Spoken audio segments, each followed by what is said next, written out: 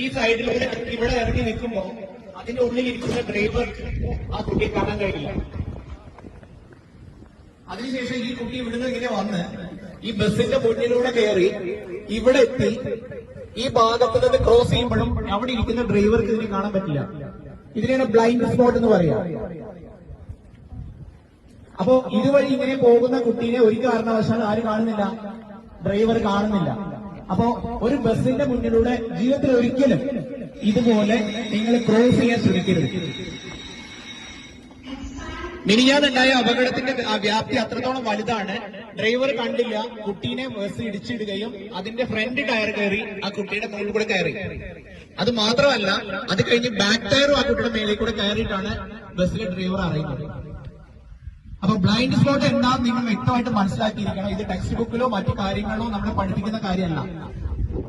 അതായത് blind spot എന്ന് പറഞ്ഞു കഴിഞ്ഞാല് അവിടെ ഇരിക്കുന്ന ഡ്രൈവർക്ക്, ആ ഡ്രൈവർ സീറ്റിൽ ഇരിക്കുന്ന ആൾക്ക് ഈ ദൂരത്ത് നിന്നാൽ മാത്രമേ കാണാൻ കഴിയുള്ളൂ. ഇവിടുന്ന് അങ്ങോട്ടുള്ള ഇത്രയും ദൂരത്തിൽ പറയുന്ന പേരാണ് ബ്ലൈൻഡ് സ്പോട്ട്.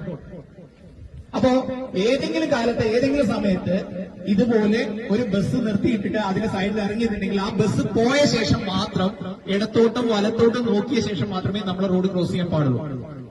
ഈ ഒരു കാര്യം നിങ്ങൾക്ക് മനസ്സിലാവാൻ വേണ്ടിയിട്ടാണ്. താങ്ക് യു മോളെ. മോളുടെ പേര് റിഫ. അത് വളരെ ഭംഗിയായിട്ട് സഹകരിച്ചു. റിഫയ്ക്ക് എന്റെ ഒരു സമ്മാനം.